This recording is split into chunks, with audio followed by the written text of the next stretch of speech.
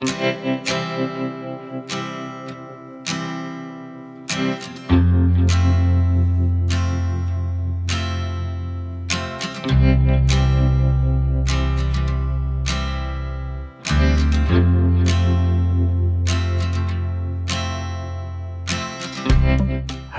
Rizal. Sa episode na ito, ating ikutin ang kakalsadahan mula Pililla Rizal hanggang makarating tayo ng Halahala. At tatagusin natin ang lalawigan ng Laguna. Isa itong ride na hindi naman kalayuan pero napaka-refreshing sa pakiramdam. Daraanan natin ang mga kakalsadahan na pinaliligiran ng mga puno at matatanaw natin ang kabundukan ng Mount Sembrano. Atin ding bibisitahin ang kaduluduluhang bahagi ng Halahala habang pinagmamasdan ang kagandahan ng Laguna de Bay. Kaya ano pang inaantay nyo? Tara at samahan nyo ulit kami sa biyaheng Halahala Rizal.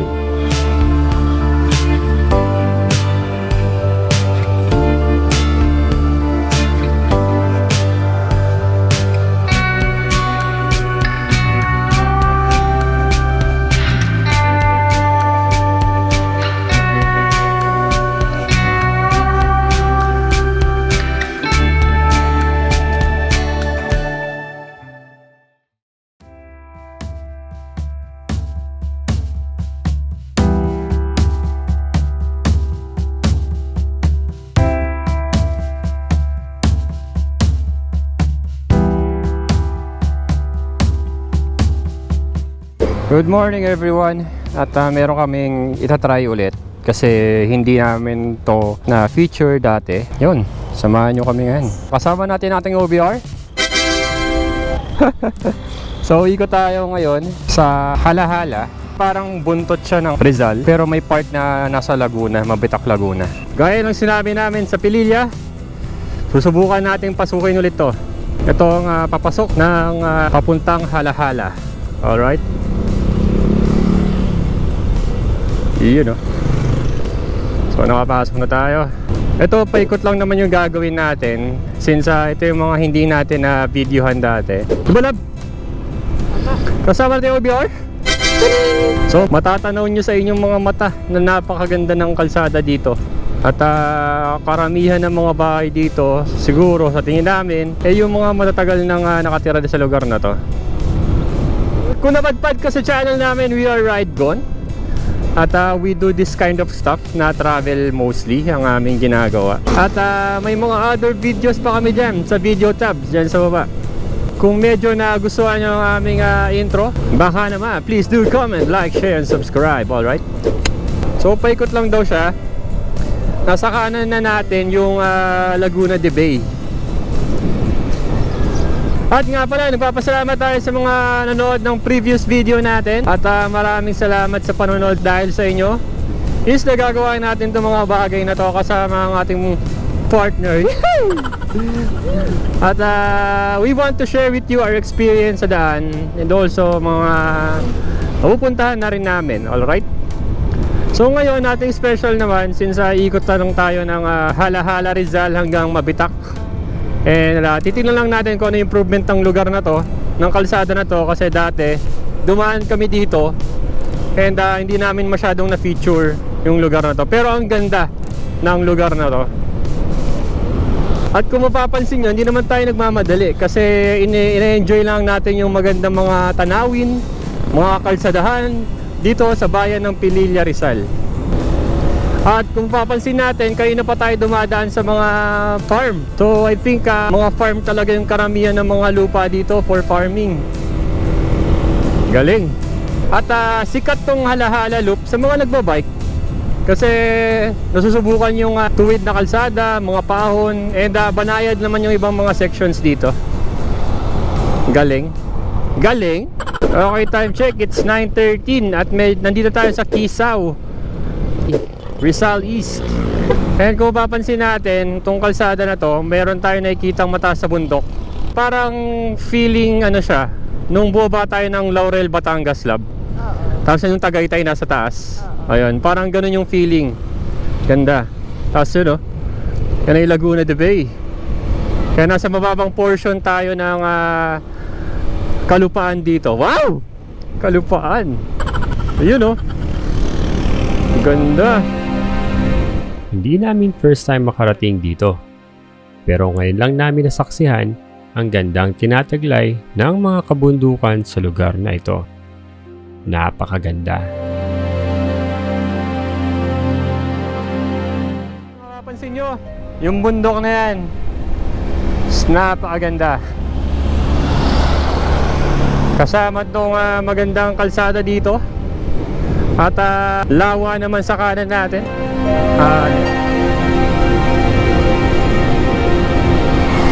Pwede nyo rin itong daanan kung medyo ayaw nyong umakyat dun sa may mabitak, dun sa may bundok-bundok na zigzag-zigzag. Pwede rin naman to kung pupunta kayo ng Laguna, alternate road.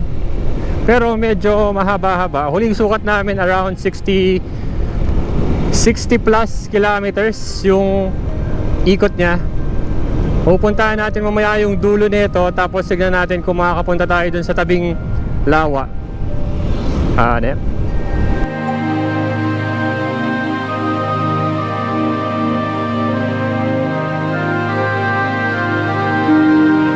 Mostly palayan lang naman yung nasa kanan natin, yung malapit sa lawa.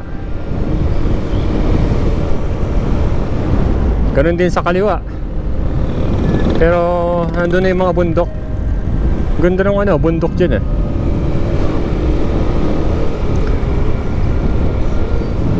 Gundo. Hindi natin nakita to dati kasi doon tayo galing.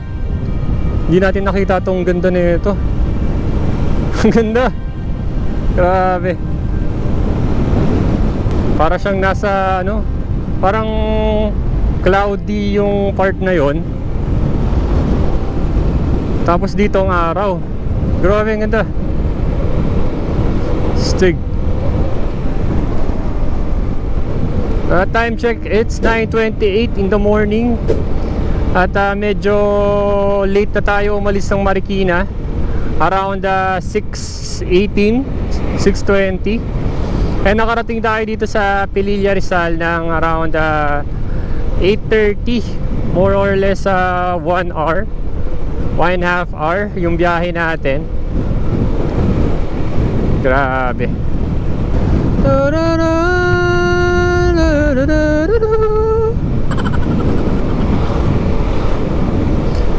Barangay Niogan,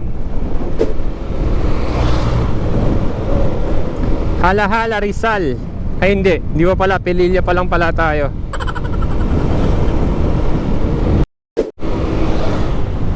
At dito rin pala sa part nito ng Pililla is maraming mga power corporation. May mga nakikita tayo doon parang malalaking mukhang factory. Pero nakalagay is parang mga power station siya. Ayun Ingrid Power Pililla. Ang lalaki ng mga lupit. Tapos ang maganda pa sa part na to, may mga areas na yung mga kalsada is natatabunan ng puno. Ang ganda. Woo! Woo! Lupit. Ganda. Lupit. Solid. Ganda.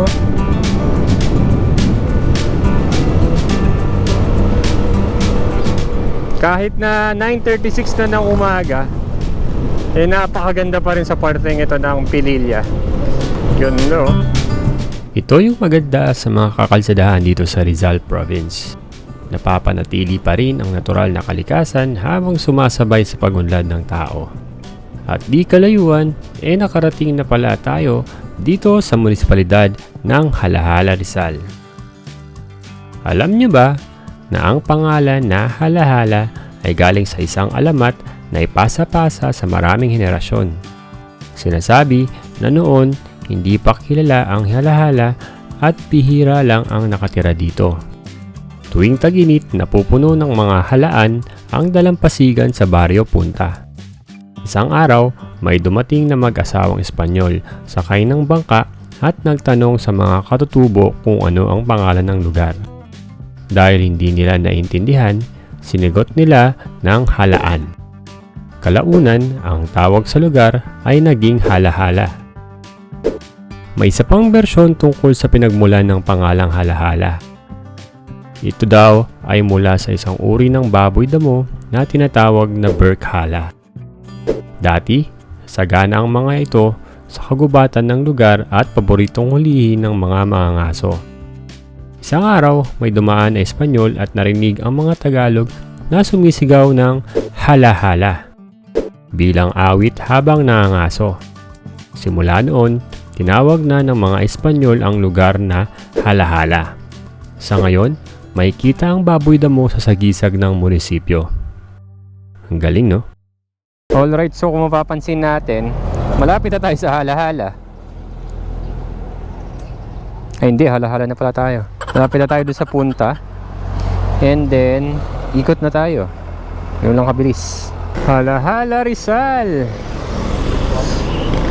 Yun, oh. Time check, it's 9:45. Nakapasok na tayo dito sa Halahala Rizal. At ganun pa rin, kung mapapansin nyo ang mga puno-puno dito, napakaganda. Ganda.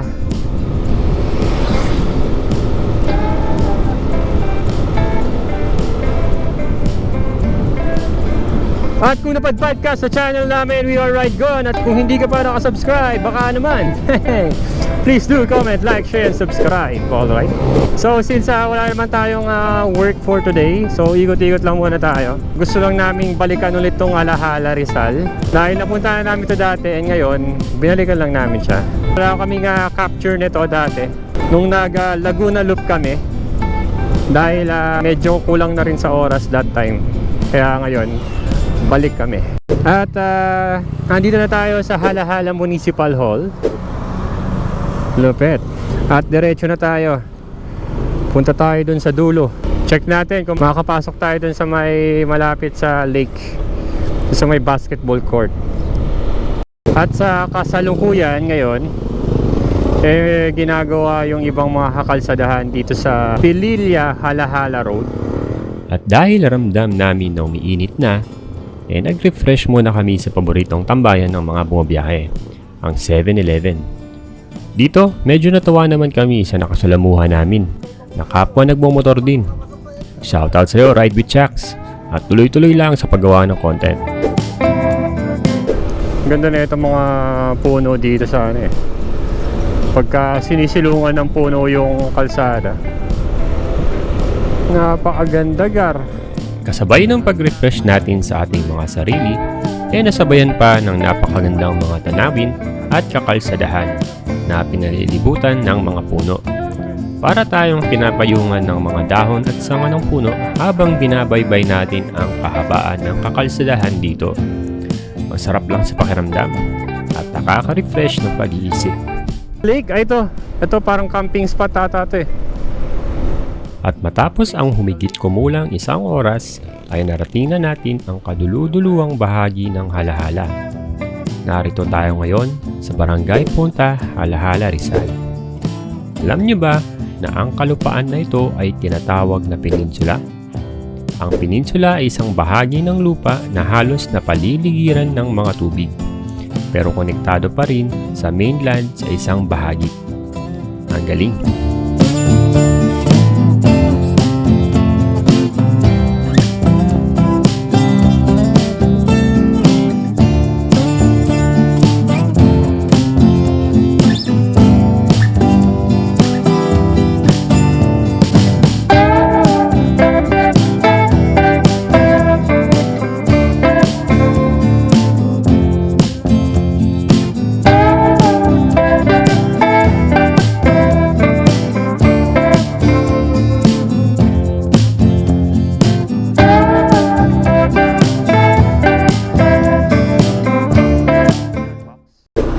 Ano ba yung basketball court lang? Pasyalan lang. Pasyalan lang? Parang park lang? Taga dito kayo, boss? Hindi, dahil lang. Sige. Maswerte tayo at biniyaan tayo ng magandang panahon ngayon. At nasaksihan natin ang kagandahan ng Laguna de Bay. Dito tayo ngayon sa Barangay Punta Port. Napakaganda ng panahon nang tayo makarating dito at solo natin ang lugar. Kung kaya't sinulit namin ang pananatili rito at pinagmasdan ang malawak at napakagandang Laguna de Bay.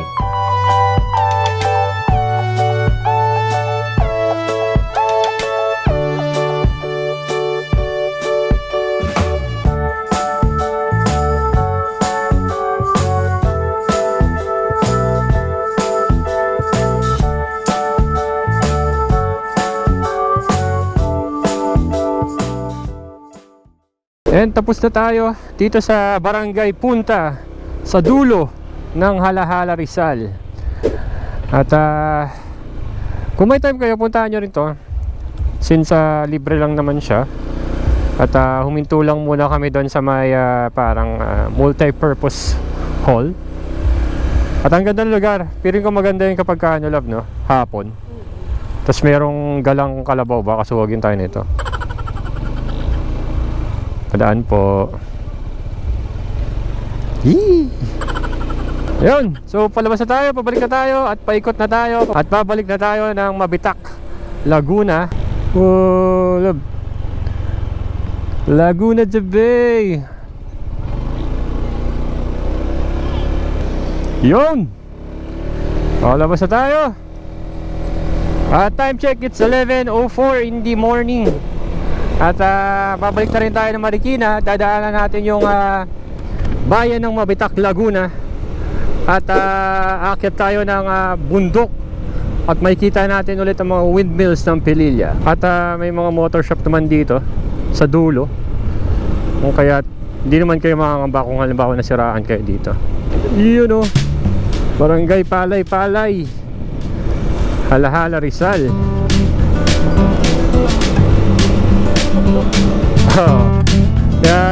Kaya yung ginagawa ng ibang mga nagbabike dito, yung ikot talaga hala-hala loop. At may nagtanong pala sa natin sa comment section, ano daw yung trabaho natin. Kasi parang napapaisip sila kung paano natin nagagawa na nakakapag-ride tayo and then at the same time meron tayong day job. So ako po ay isang architect, registered and licensed architect. Ang aking partner ay isang artist, graphic designer ba? Graphic. So kaya medyo nagagawa namin tong part na to na umikot-ikot dahil minamanage lang namin yung oras namin and pinaplano ahead of time yung mga kailangan gawin para hindi magkaroon ng conflict sa schedule. Nagawa yung mga biglaang walang plano. Oo, mahirap kasi yung mga biglaang walang plano. At kung gusto nyo rin ito yung gawin in the future, ano lang po, time management and then plan ahead of time. Kasi po minsan kapag nagpaplano kami 1 month ahead, parang nililista namin din yung mga schedule namin, inaayos namin na hindi magkaroon ng conflict. Alright.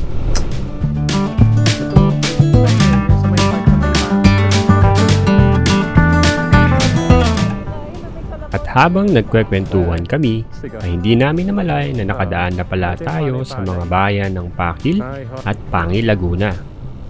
Habang dinaraanan ang napakagandang mga palayan dito, grabe, kahit tanghaling tapat ay napakaganda pa rin ng lugar na ito. Di rin kalayuan ay nakarating na tayo sa Mabitak, Laguna at kumaliwa tayo upang umikot para makarating sa National Highway na siya namang daraanan natin para makabalik ng Pililla, Rizal. Puro luntian at bughaw na kalangitan ng aming nasalubong sa kakalsadahan dito. Napakaganda talaga ng probinsya ng Rizal. At mas maganda nang umakyat na tayo ng kabundukan ng Mabitak hanggang makarating tayo ng Pililla, Rizal at makita ulit natin ang mga nagtataasang mga windmills. At tuminto kami dito, pababa na kami ng Pililla. At kagaya ng previous video namin, kung napanood nyo na, ito, Pililla Windmills. Napakaganda pa rin talaga ng Pililla, mga windmills. Ang ganda yan, sa dulo. Lupit. Alright, so balik na tayo sa kalsada. Ganda ng ulap oh. At matapos ang humigit kumulang 4 na oras, ay naikot na natin ang Halahala Rizal. Napaka-refreshing ng biyahe na ito. Para bang warm up sa mga darating na long ride. Ang astig lang. At mas lalong bumilib kami sa iyo na umabot hanggang dulo ng video na ito. Alam mo ba na malaking tulong ang panonood mo para maisakatuparan ang aming pinapangarap na Philippine Loop sa hinaharap. Hanggang dito na lang muna siguro mga Daigans. At salamat sa pagsama sa loop na ito. Muli, kami po ang RideCon na nag-iiwan ng munting paalala na ride safe lang.